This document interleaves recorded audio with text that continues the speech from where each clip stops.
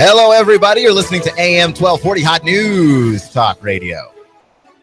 Thank you for listening to me today, giving me just a little slice of your day. You know that I appreciate you. I cannot express enough how happy I am to be talking to you right now about sports. It's one of the great pleasures of my life. So just thank you for listening and tuning in. You know, I appreciate it. Here's the deal.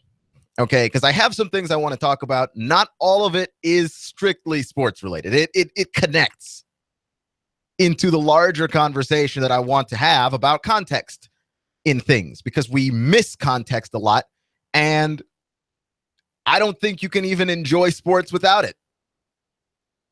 Sports with random people you don't know are not as good as sports with people that you know. Right? That's the whole purpose of advertisers endorsing things to you through professional athletes. You see them so often, you feel like you know them a little bit. Right? The reason why you can go to Express and buy some clothes that you see Steph Curry wearing in advertisements is based on the fact that you feel like you kind of know Steph a little bit. I actually saw this post on Facebook. It was a picture of Steph Curry and his wife, and it was just, you know, a little snippet about being together forever and being in love and that sort of thing. And that post struck me as odd, just so strange that we care that deeply about Steph Curry and his wife and their life together. Like, I'm sure they're happy. I'm happy for them that they're happy. They've got a crazy little girl. I mean, their life is good. Their life is good, right? Like, I'm happy for them. But the Facebook post dedicated to two people whose marriage you are not familiar with, whose lives you don't know, and whose personalities are, quite frankly, a mystery to you, just seems odd, right? But that's part of the context.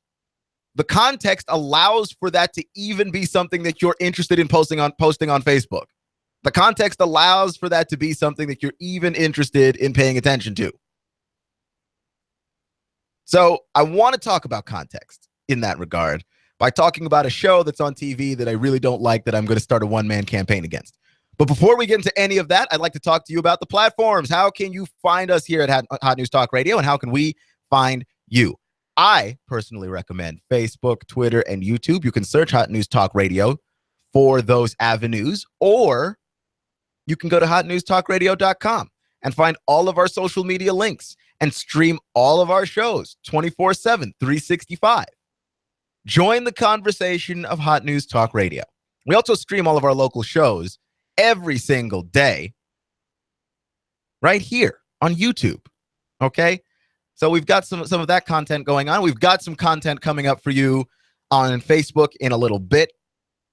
We're very excited about what we're going to be rolling out here. Can't get too much into it right now, but I'm excited about what we've got going for you on Facebook, and some extra things that we plan on rolling out to expand the conversation on YouTube as well. Make sure to check us out if you're on the go mobily in the TuneIn Radio app. It's in your favorite app store.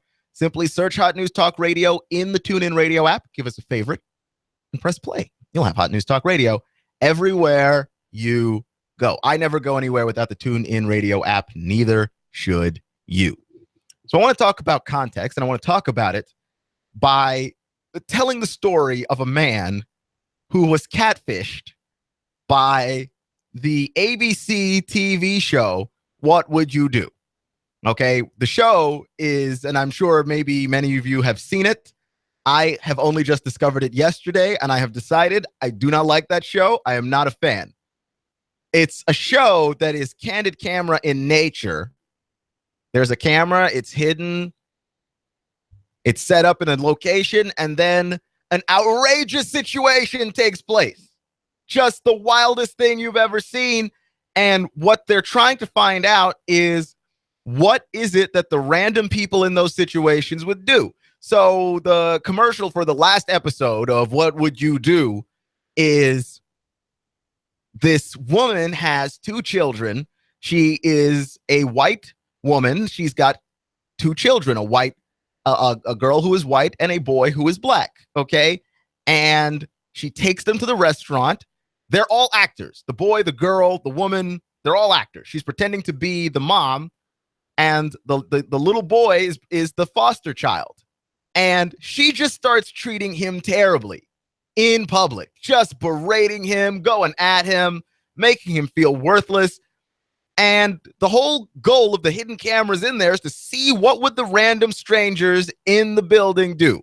Somehow this passes as journalism. I don't know how, right? This is like grade D degenerate television at best, but fine. We're here at a situation where the child is crying. He feels bad. What would you do? And you've got several strangers stepping in and going, ma'am, you need to stop. That's a child. And they're talking about loving the child. And one woman offers to pay for the kid because the acting stepmother won't do it. And all of these things, right? You get to see the best of what people are doing. You also get to do the whole shame culture thing that we like to do, where the camera points to those who don't step up for the child. Don't stand in for the child and say, hey, stop what's going on here. And those people are obviously shamed, even though we don't have the greater context of that story, right? They might just be someone who is really bad with confrontation and so didn't step in. That might be somebody who suffers from some form of anxiety and really didn't feel comfortable intervening in another situation. That might be a trigger of someone else's past trauma growing up. Either way, you don't have the context of knowing that, so you just judge that person as being this bad person that sits by while evil happens. Okay, and I'm bringing this rack back around. It's coming around to a larger point here. Be patient with me. Okay, the NBA. What would you do? Catfish this young man. He is a little person, I believe is the politically correct way to say that. And so he's already got the obvious insecurities that come with being a person of that size. And he's online dating. And this is where they went too far. They've already gone far enough, if you ask me, but this is where they've gone too far. Basically, he saw a woman online. They started talking, and she agreed to meet up with him. And she kept saying, like, they needed to meet on Saturday. He wanted to meet on another day. She's like, no, you need to meet on Saturday. Well, he shows up to the date, and it's a completely different woman. Okay? She looks nothing like the woman that he was talking to online. All right? She's more heavy, but more importantly, she's not the same person at all. And so he starts trying to tell her, you're not the same person I was talking to. She's like, those pictures are old. They're just a little old. How about we go on with this date? And he starts to panic. Like, why are you doing this to me? You're not the same person. I have no problem with how you are. I came on this date because I thought you had a great sense of humor. Had nothing to do with how you looked, but you're not the person that you said you were. So he gets up to leave, and then John Quinones, the host of What Would You Do, and apparently professional king of jerks, shows up and starts pressuring the guy into answering all of these questions about treating people fairly. And he felt like he tried his best to answer the questions, but he didn't understand what was happening because obviously he's in shock because he's on TV all of a sudden, right? And this whole thing is just turning into one gigantic dumpster fire of a situation. He calls his friend. They're trying to pressure him into getting him to sign a release that says that episode can air. The friend wisely convinces him not to do it, which I think is just possibly the greatest thing that happened there. And he didn't sign the release. They even tried to lie to him and, say you can sign the release and change your mind later. Like, no, you can't. You can sign the release and choose to have your face blurred later. But once you sign your name on that dotted line, Once you sign your name on the line which is dotted, right? That's it. You've signed. You've agreed. You can air this episode with me being lost and dazed and confused. And, you know, the lesson to learn from that is, like, you can see that situation play out where a show meant for, I assume, good. That's not what's actually happening, but I assume that that's the meaning behind the show. That show went too far by involving a person who thought that they were going on a date. Like, you just ruined that guy's day, and you didn't have the context. If that episode had aired, he would have looked like a giant jerk, and you wouldn't have had the context of who he was as a person, what he went through in his life that got him to that point. He wrote a very interesting article on Deadspin.com. You can go find it. It's literally called "The Time That I Was Catfished" by ABC's What Would You Do? And it's a great read, but I thought that it got me to thinking, right? We don't know about a lot of the context surrounding certain situations. For instance, if you jump back to draft night, Laramie Tunsil has got the bong mask situation just rapidly unfolding as he loses 10 to 15 millions of dollars, falling all the way down draft boards. And we didn't have the context of that situation. And I think now that we have the context of that situation, it looks a little bit different, right? Like, a financial advisor of his was trying to extort him and trying to make him look terrible because he was hurt and salty and didn't get over the fact that he'd been fired. And he ended up committing a felony in the name of revenge. I'm not sure exactly what he thought was going to happen after he did this, but it didn't work out. It didn't work out. If they catch that guy and prove that that guy did this, he's in a lot of trouble, like jail kind of trouble. So the context of that situation changed the way we looked at Laramie Tunsil. But interestingly enough, it's not changing the way that we look at Ole Miss.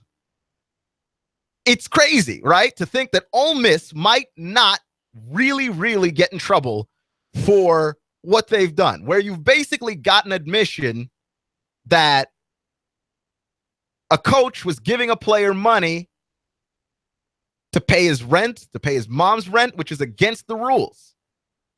And you even heard the situation with Alabama today with Nick Saban talking about his coach that acknowledged that he gave a player some money for food,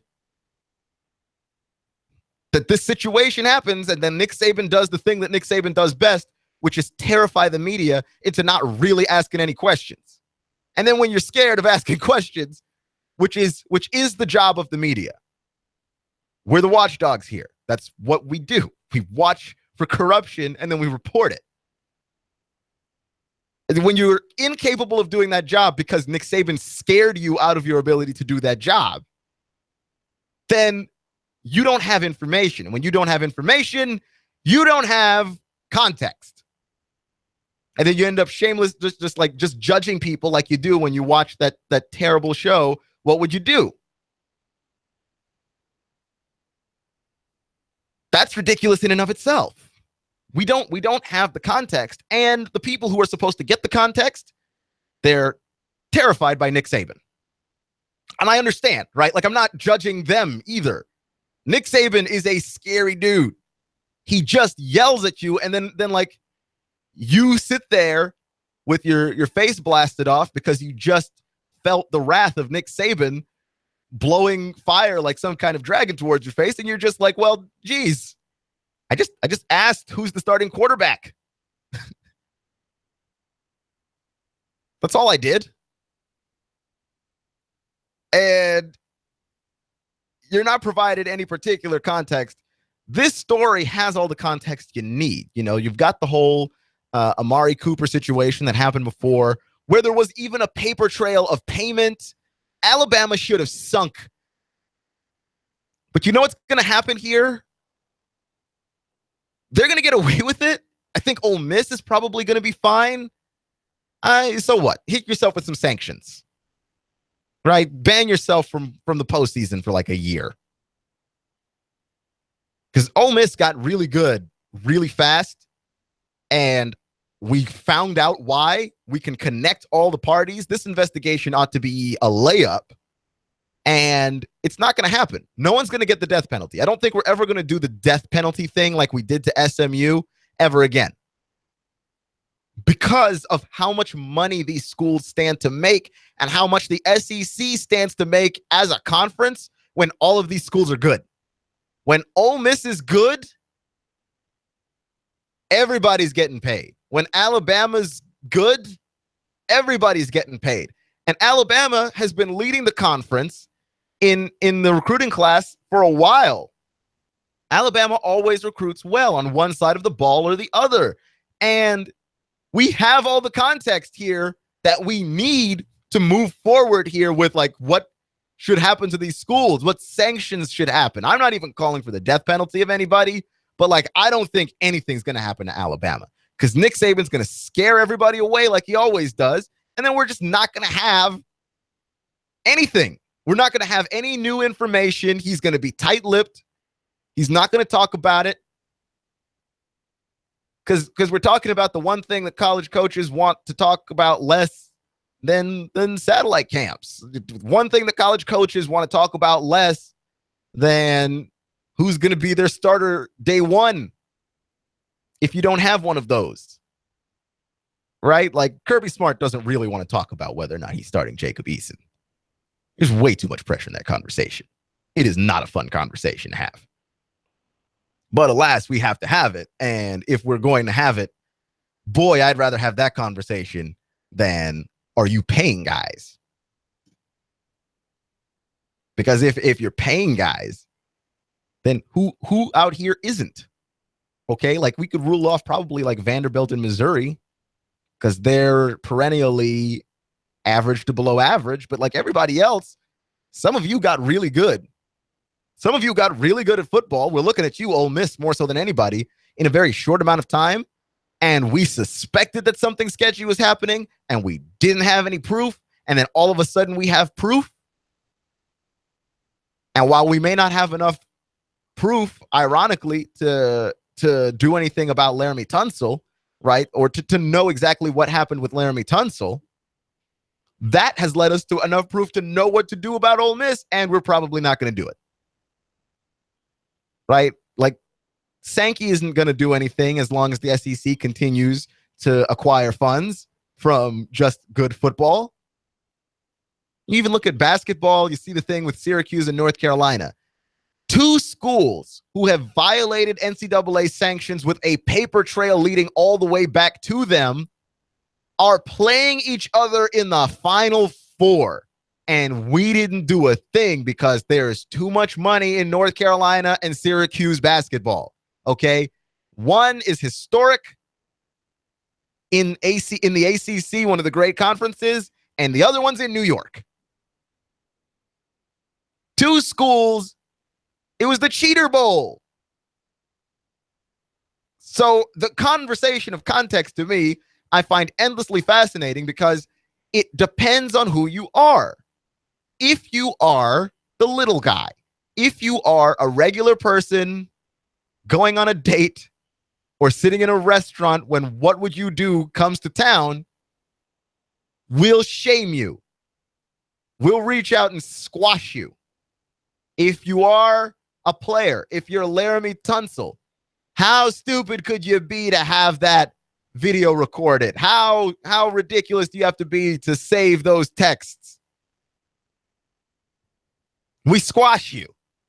But if you're the big organization, if you're the SEC, if you're Alabama and Nick Saban, if you're Hugh Freeze and Ole Miss, nothing.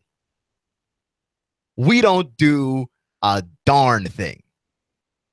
And that is endlessly fascinating to me. That not only is life about nuance and context, that you simply cannot look at just the sheer results of stuff, but knowing what happened on the path along the way to the destination. Because if you tell me that two people ran 10 miles, but one guy ran it uphill, I'm a little bit more impressed at what he did. Just a little bit. The nuance in the context matters, but we just apply it wherever wherever it sees fit. Now, when I say we, I really just mean like the organization, like the NCAA and Mark Emmert. They're not going to do anything about this because they can't afford to have Alabama go down in flames. They make too much money. Like, how many sketchy things has happened where Texas has gotten their hands caught in the cookie jar? They're Texas. They're never going down. And there's something like fundamentally disheartening about all of that. We'll continue this conversation and roll into a hoops conversation, and you're listening to Clutch with Keon Rose.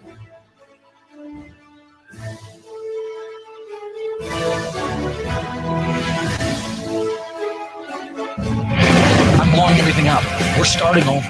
I'm doing a new show. I want guys who push it to the middle of the table and go over the top. Take a risk, fail miserably. I'm right, and I'm not wrong, and I'll never back down. Conflict works. Allow it. It's The Herd with Colin Cowherd. Right here and everywhere. Noon Eastern. You give us 12 minutes and 40 seconds. We'll give you Chattanooga and the world. News Talk 1240.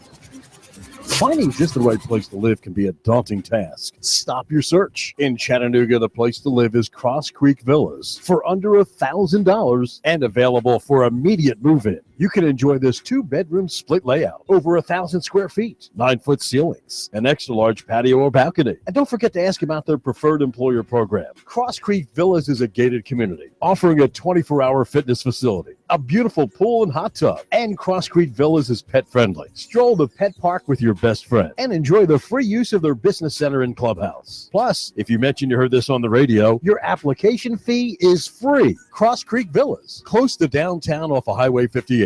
Go to crosscreekchattanooga.com. That's crosscreekchattanooga.com or call 894-0446. That's 894-0446. Redefine the way you live at Cross Creek Villas. Go to crosscreekchattanooga.com or call 894-0446. Cross Creek Villas. Just imagine not a cloud in the sky. It's the perfect day on the water. You could be enjoying boating with friends or wetting your line to catch a fish. Or maybe it's just you and that special someone on a sunset cruise. All of this without the hassle of owning a boat with your membership in the Carefree Boat Club.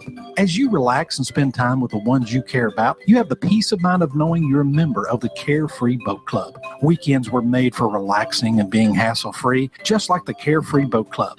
Let us take the worry out of boat ownership. No matter if you enjoy fishing, skiing, cruising the lake, or maybe even an overnight adventure, we have a boat for you at the Carefree Boat Club. Start making memories today. Call 423-619-7156 to join. Boating season is here, so do not wait. Call now, 423-619-7156. Carefree Boat Club is located at the Harbor Lights Marina, 9718 Hickson Pike.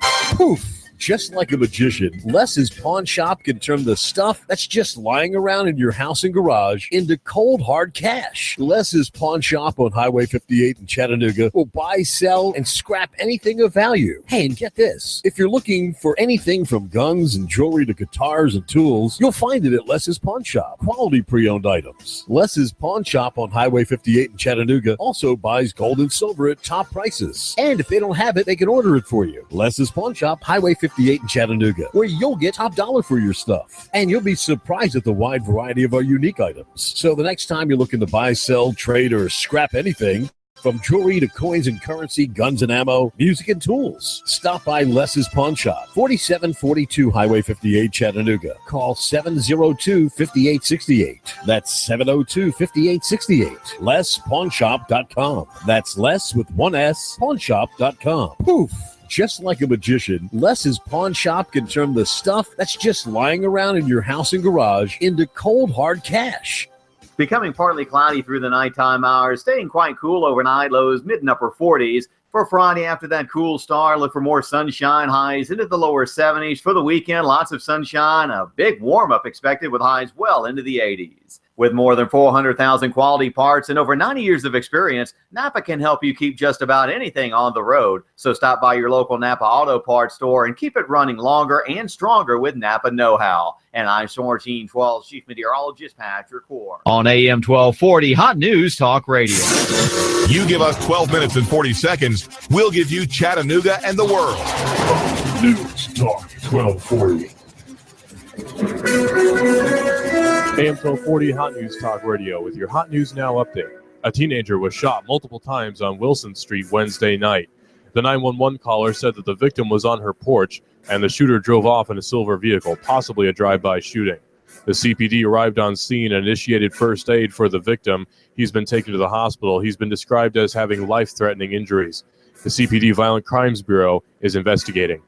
Skyline Power Equipment on Cloud Springs Road in Georgia went up in smoke last night. Apparently, fuel caught on fire from an unknown source, and the building is a total loss. 50% of the structure has been lost. The owner says that he was at home when he received a call about it. He hopes that insurance will be able to take care of his customers' lawn equipment.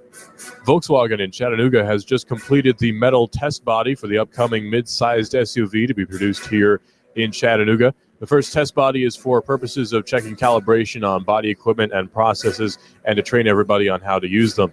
The body is then passed on for further testing and development. If it's going on in the Tennessee Valley, it's going on Hot News Talk Radio. Hot News Talk 1240.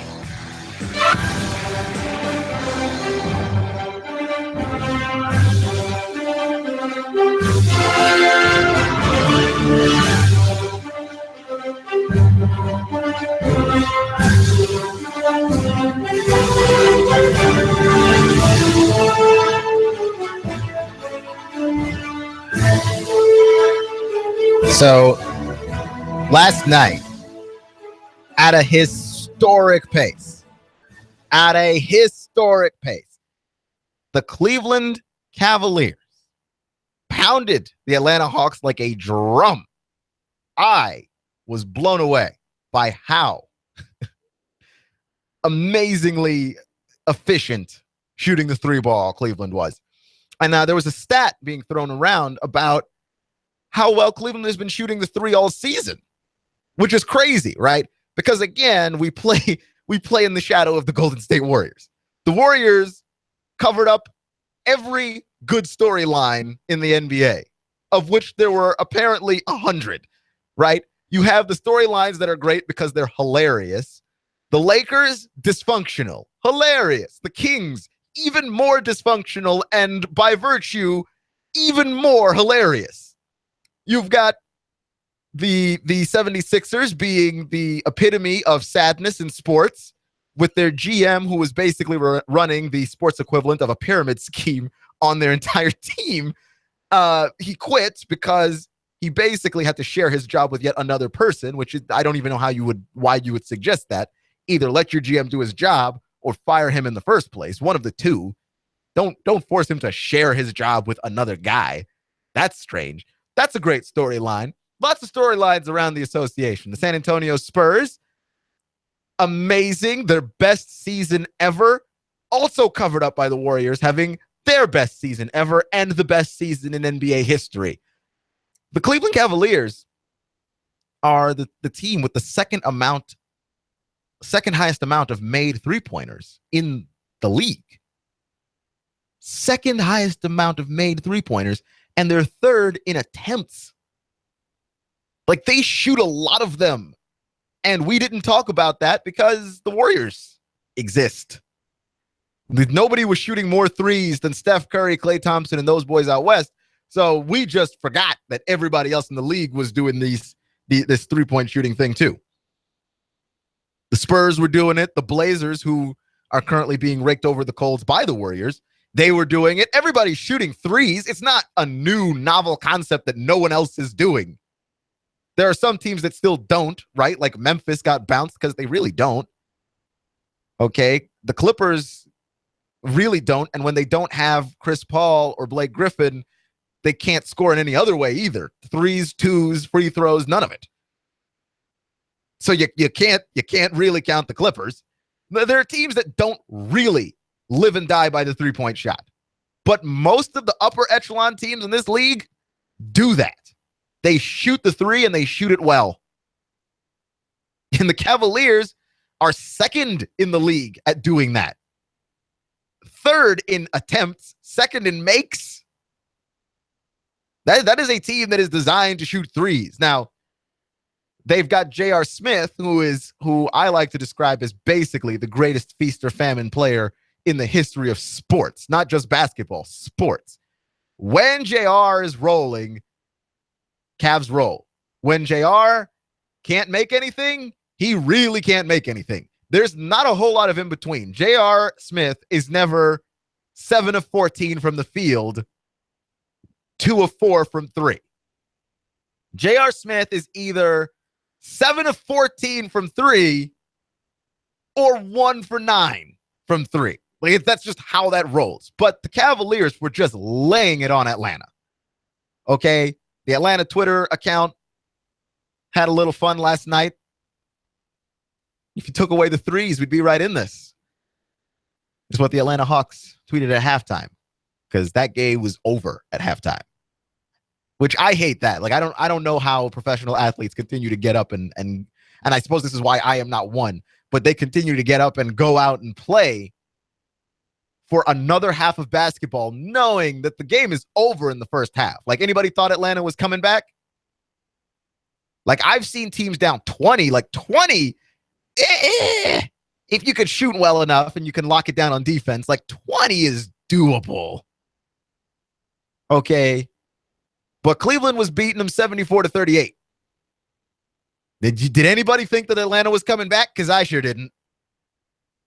That was a tough game. They just got pounded. And Cleveland was doing the thing that nobody likes in sports. The over-the-top celebration. It's the reason we're all critical of Cam. It's the reason why we don't like showboaters in sports. We just don't. So anytime you see an athlete, why don't you like him? Well, that guy's arrogant. That's like the number one answer that everybody gives always. That guy's arrogant. That guy's cocky.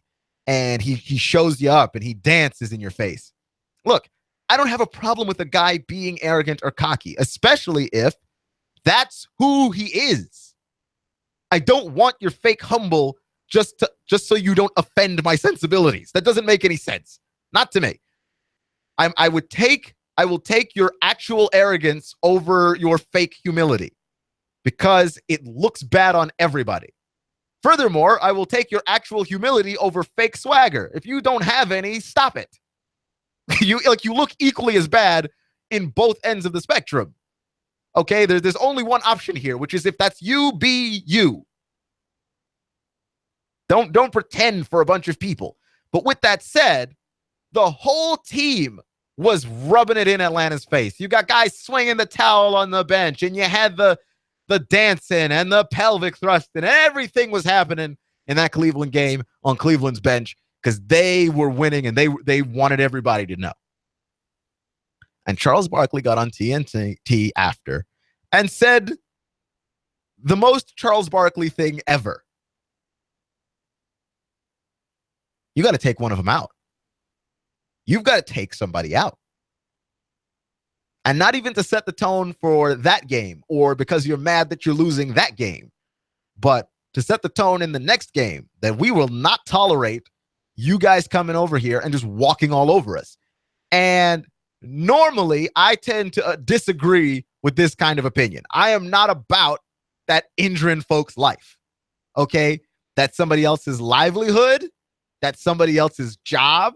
They're playing with in the attempt to make money, to support their kids and support their families and have just a nice level of security that when you're done with your NBA career, you don't have to work again. If that's the job that you chose and you worked for it, you shouldn't have to worry that because I'm beating you by 30, you're going to take me out. Okay? You know, Cleveland continued to shoot a lot of threes. They were going for that record. They did get the NBA record of most threes made in a single game. And you know what? They went for it, and the Atlanta Hawks took offense to it. Okay? Deadspin.com calling them a bunch of whiny babies. I don't have a problem with you taking offense to guys running up the score. Okay? With that said, just you're going to have to deal with it because that's exactly what's going to happen there. Okay, running up the score is the thing that happens because it's their job to score as many points as humanly possible. And on defense, it is your job to stop it from happening. Okay? But Cleveland was making a bunch of ridiculous shots. The defense was good from Atlanta-ish. Like late in the game when it was over, you know? But the defense was good enough. What ended up happening was Cleveland was just connecting on a bunch of shots that didn't make any sense. Like J.R. Smith, typical shots. Oh, there's a guy with a hand in my face. Yeah, I'm firing this one up anyway, and I'm connecting. There's nothing you can do when that shot is falling for J.R. Smith. There's no defense for the nonsense that shot is. He's just going to take bad shots and make them sometimes. And, you know, he made 7. He was like, he made 7 of 8 before the third quarter was done. It's incredible. There's nothing you can do to defend that. And the Hawks were like, look, you guys are just jacking these things up. You've already won the game. Game's over at halftime. Don't care what anybody says. You'd have to have pulled all the starters, all of them, before the game really got out of hand to make this game a game. You would have had to have done that. I understand the frustration of the Atlanta Hawks, but you've got to stop those guys. And that's where I kind of come around to Sir Charles' point of view. I'm not saying take a guy out, though. Okay? That is just morally wrong. Okay? You're messing with somebody else's livelihood, their ability to continue playing games in this league, to continue to do the job that they've wanted to do their whole life. I'm not for taking a guy out. But if you have to start playing a more rough brand of basketball, right? Like if somebody's coming, then you've got to make that more difficult for that person's life. I think that's something you've got to do. You've got to do it. Because clearly this regular defense that you're playing where you're not really touching anybody, it's not working. It's not. And certainly I agree with Sir Charles about setting the tone for the game after. You cannot let somebody just walk on you like that. You can't do it. Sets a terrible, terrible precedent. I understand that's not the most shocking thing for Charles Barkley to say. In other news, water, wet, right? It's not new. Charles Barkley played in an era where that was how you handled this. So I'm not even saying he's wrong, but you're not in that era anymore. Don't go taking guys out. Don't go taking guys out. But rough somebody up, though. Rough the whole team up. The Cavaliers are designed to shoot lots of threes. I don't know that people realize this. I think Brian Windhorst was pointing this out earlier today on the Four Letter Network. Cleveland is designed to shoot threes, not unlike Golden State. LeBron's not having a great three-point shooting season. This is his worst season. But LeBron shoots threes at a high enough level that that's not something to shake a stick at. Kyrie Irving, really bad season. So teams have just been letting those two guys shoot open. And you know what? You don't give NBA players open threes. They make them. Surprise, surprise. Okay? Kyrie might not be doing anything when that three is contested, but you can't give him an open one. That's just silly. And they got scorched. The Hawks got scorched for their terrible game plan. Coach Bud is a very good coach. That was a terrible plan. Seriously? Like Kyrie Irving is a really good three-point shooter. It may not look like it statistically this season, but he wasn't missing threes because they were all open. He was missing contested threes. And letting Kyrie Irving shoot. Sure, yeah, no, fantastic idea. Great. Smart. So Kyrie and LeBron are shooting near open threes. Kevin Love, three-point shooter. J.R. Smith, streaky, but three-point shooter. You just can't win like this, man. You're going to have to put your hands on somebody. Really make them work on offense. Okay? And I understand the advantage because if your plan works and those guys start missing threes, you win.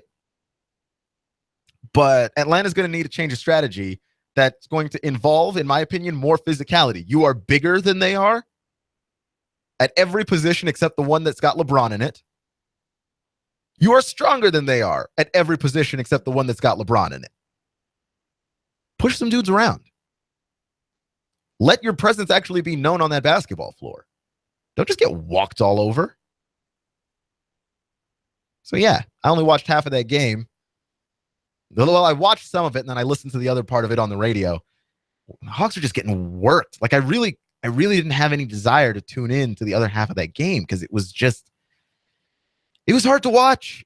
Hawks aren't even my team. Okay. I like them. I like their colors. I think that they're whoever's running their Twitter is a genius. I like the Hawks a lot.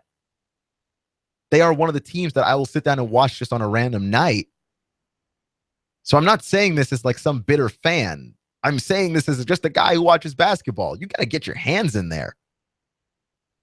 Push some people around. You cannot just get worked like that. That is unbelievable.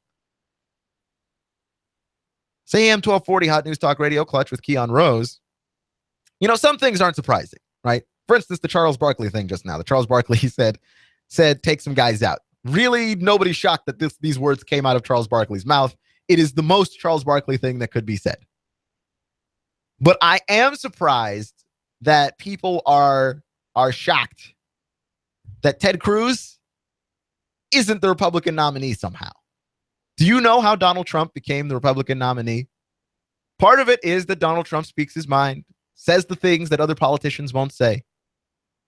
Part of it is that Donald Trump isn't particularly beholden to anybody because he's a wild card. He makes his own money. He doesn't need people giving him money in the form of super PACs or whatever. So that's part of it. But the most important part of this is that the Republicans apparently just didn't run out anybody worth running against Donald Trump, which is depressing, right? Was Kasich ever going to be the guy? Like, we never thought for a second that Kasich was ever going to make it. Dr. Ben Carson, thoughtful. He wasn't going to be it either. Okay? And it sure wasn't going to be Carly Fiorina, right? Like, he just ran against a really weak field of Republicans. Nobody worth anything actually ran. Like, people are saying now still, hey, we want you, Mitt Romney, come join us, man. No. He didn't. He didn't soon enough, and he shouldn't now. You know? It's Trump. And the reason why Trump got it is because part of it is he ran against the weak field of Republicans. So Cruz, you say, what's wrong with Ted Cruz? People hate Ted Cruz. Yeah, maybe not Ted Cruz supporters, but the Republican establishment, like, we talk about how much they don't like Donald and how they're afraid of Donald Trump and what he's going to do and what he's going to say. The establishment doesn't like Donald Trump. The establishment doesn't like Ted Cruz either, and that's because he's a jerk. Like, Ted Cruz, when you read some of the stuff that he's done, you can see why it was hard for anybody to actually support him. Ted Cruz has been known to put what's good for Ted Cruz ahead of what's good for the GOP. Okay? He urged Tea Partiers to try and cripple the Affordable Care Act that Obama put forth, even though it wasn't going to work, and even though at the time the Democrats were the majority in the House, or rather in the Senate, it wasn't going to work. And then, of course, Obama himself wasn't going to ever approve it. But Cruz kept telling everyone the plan would work. And what happened was 16 days of government shutdown, which was an image disaster for the Republicans, made them look bad. And Lindsey Graham, who also nobody likes, said that he plays into all the frustrations and the passions of good people and creates the narratives that don't exist at the expense of others. Like, all of those storylines that you hear about the Republican Party, like, Ted Cruz is the quintessential establishment Republican guy. Like, he fights his own party. Okay, there would be a time, if you're a person who is voting for Donald Trump, let's say, because you want the Affordable Care Act to be repealed and whatnot, look, that's all fine and dandy if that's your opinion. But there's a time for that, and it's not when the Democrats have control of the Senate, and it's not when the president's a Democrat. Stop being silly. Like, that's the most ridiculous thing. There it is, just being a jerk, ruining really the image of his own party. He grandstands, okay, the pre-shutdown the pre-shutdown, the government shutdown that ended up happening as a result, there was a gigantic filibuster, the pre-shutdown filibuster, as the New York Magazine calls it, because according to Senate rules, the filibuster has no hope of stopping or even delaying the vote. So Cruz basically stood up there for 21 hours in order to get attention, hear himself talk, and then the Senate voted against repealing the Affordable Care Act. He just wasted 21 hours filibustering, including reading Green Eggs and Ham. So there's your tax dollars at work, right? Paying this guy to read Green Eggs and Ham and other foolishness for 21 hours while he grandstands. Like, it just, like, the things that he has done, you wouldn't want that guy to be president either. Okay? Like, I wouldn't. Again, I talk about it every day, but, like, what are you supposed to do? Go into the voting booth and just laugh? Because, like, your options are Donald Trump. Who is Donald Trump? Like, he needs no further introduction. I am not giving any more explanation to what that guy is. But I will to Ted Cruz because A, he's gone, and B, it's absurd what he does. And, like, I don't know if there's a person in sports like Ted Cruz where even his own teammates don't like him. I'm going right now with James Harden is our guy. I don't know. Like, inside the SEC, of all the coaches, is Hugh Freeze our guy because he doesn't actually enjoy recruiting because he's trying to wage like a one-man war against satellite camps? I don't know. There's nobody as detestable in sports by their own the way that Ted Cruz is despised by Republicans, by the establishment. Like people don't trust Ted Cruz further than they can throw him and his Baptist preacher sounding voice. Like, they really do not trust him. But the general populace doesn't have quite the disdain for Ted Cruz that the establishment has for that guy. Because I'm telling you, when they do not like him, he attacks his own. He raised millions of dollars for former South Carolina Senator Jim DeMitt's Senate Conservatives Fund, and then ran ads against 7 Republican senators that were serving, including Mitch McConnell, Jeff Flake, Lindsey Graham, and even veteran Republicans who are not even for not opposing the Affordable Care Act, even though they all voted against the bill and said they would vote to defund it. They didn't oppose it because there was no point. The Democrats had the Senate. I don't understand. It's either pure incompetence, like he just doesn't get the job, or, and more likely, because I think that Ted Cruz is a very intelligent person. I don't think that guy's dumb at all. All right. You listen to that guy talk about law. He knows what he's talking about. That's not a stupid guy. Just Ted Cruz just sees himself as bigger and more morally large than everyone. I read an article the other day that Ted Cruz has not changed since he was 17 years old. You become 17, 18 years old, you change your opinions. I remember I started college at 18 years old. I had a more liberal view of the world. And I have become more conservative, I think, as I've gotten older and read more things and formed my own opinions that weren't my parents' opinions. You come into life and you learn to have your opinions.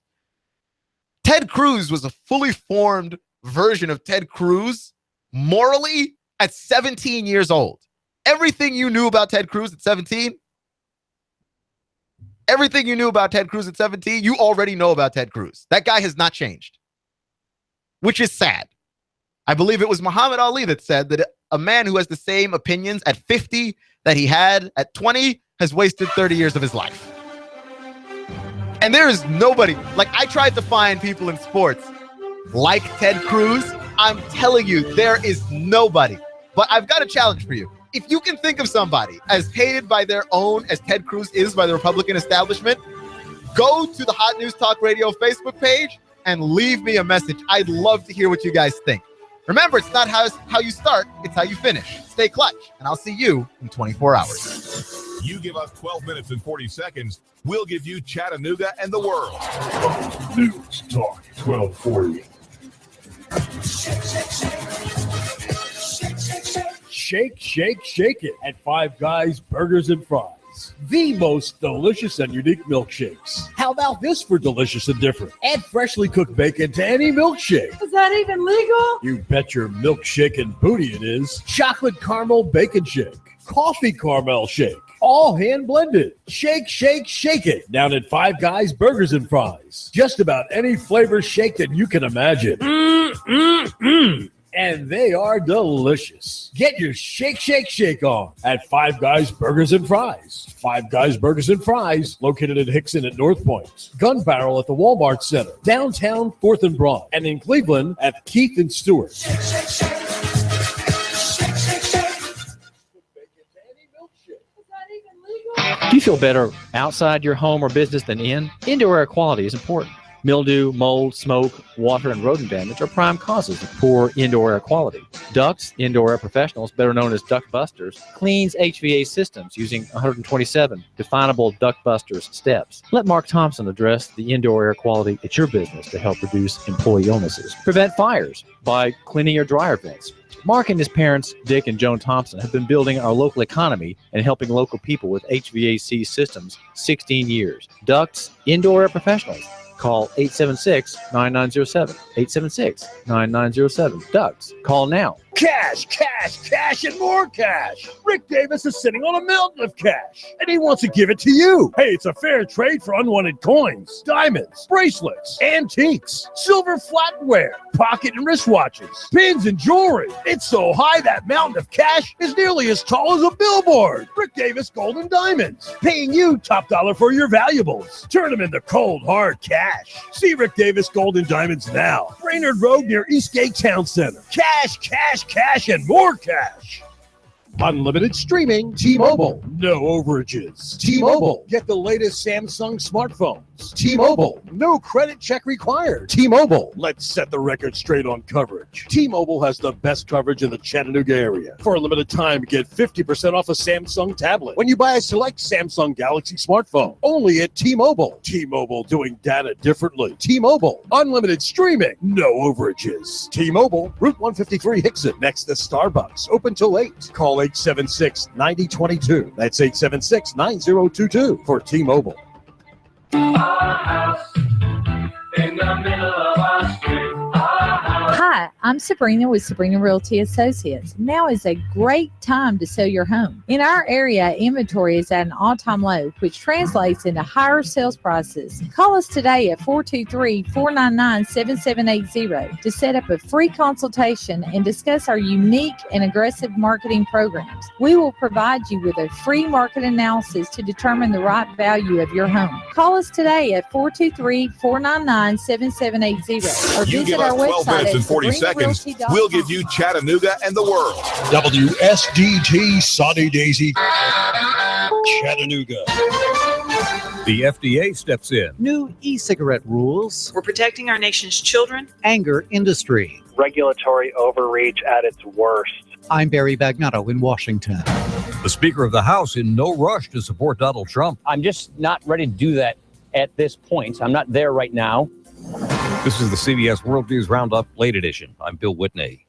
New rules announced by the Food and Drug Administration will bring electronic cigarettes under the same regulatory umbrella as tobacco products. E-cigarette makers must get FDA approval of products introduced in the past 9 years. Ingredients must be revealed. Sales of e-cigs, cigars, and hookah tobacco to people under age 18 are banned. Praise from Robin Koval of the anti-smoking group Truth Initiative. They need to be under reasonable regulation so we know what's in them. We know how they're manufactured. We know that they're safe. Will this hurt smokers using e-cigarettes to try to quit? We don't have evidence yet that supports this, says Health and Human Services Secretary Sylvia Burwell. American Vaping Association President Gregory Conley calls the rules unnecessary and costly. The end result will be thousands of small businesses shutting down and tens of thousands of employees being out of work. Barry Bagnotto, CBS News, Washington. Hillary Clinton, speaking today at the African American Museum in Los Angeles, continued her attack on the Donald Trump juggernaut. That is the kind of risk this country cannot afford to take. That is dangerous. That's like a loose cannon that we cannot afford. Many prominent Republicans are shunning Trump or keeping him at arm's length. Correspondent Stephen Portnoy reports. As 4 men previously nominated by the party, Presidents Bush 41 and 43, John McCain, and Mitt Romney, all say they'll skip the convention. House Speaker Paul Ryan says he can't support Donald Trump right now. I think what a lot of Republicans want to see is that we have a standard bearer that bears our standards. Ryan says Trump has earned the nomination by winning the vote, and he tells CNN he's optimistic Trump can win over the GOP establishment. Yeah, I think it's possible, but we're not there right now, and I think it is possible, and we better get on with it. In a statement, Trump responds, saying he's not ready to support Speaker Ryan's agenda, though Trump also suggests an agreement between the two might be reached in the future. Stephen Portnoy, CBS News, Capitol Hill. The FBI's criminal investigation of Hillary Clinton's emails may be wrapping up. Several of her aides, including Huma Abedin, have reportedly been questioned by agents. In Los Angeles, we, the jury, in the above entitled action, find that on or about August 10th, 1985, the defendant, Lonnie David Franklin Jr., guilty of the so-called Grim Sleeper has been convicted in the serial killings of 10 women. He could get the death penalty. The Dow ended the day 9 points higher at 17,660. The NASDAQ 8 points lower today. Now this. Are you hiring but not sure where to find the best candidates? As a business owner, I can tell you that your company is only as good as the people you hire. I can also tell you that posting your job in one place isn't enough to find quality candidates. But when you're short-staffed, there's no time to deal with the dozens of different job sites. Until now, thanks to ZipRecruiter.com. I can post to 100 plus job sites with one single click and be instantly matched to candidates from over 6 million resumes. Just post once, and within 24 hours, watch your candidates roll into ZipRecruiter's easy-to-use interface. ZipRecruiter has been used by over 400,000 businesses, and you can try it right now for free. Getting the right people for your company is so important. Try ZipRecruiter and get your perfect candidate before they go to somebody else. Today, you can try ZipRecruiter for free. Go to ZipRecruiter.com/talk. That's ZipRecruiter.com/talk. Again, ZipRecruiter.com/talk. Western Canada's raging wildfire now spreads over 210,000 acres. Correspondent Ben Tracy is near the evacuated town of Fort McMurray. Nobody is actually talking about containment at this point. They are still actively fighting structure fires inside the town.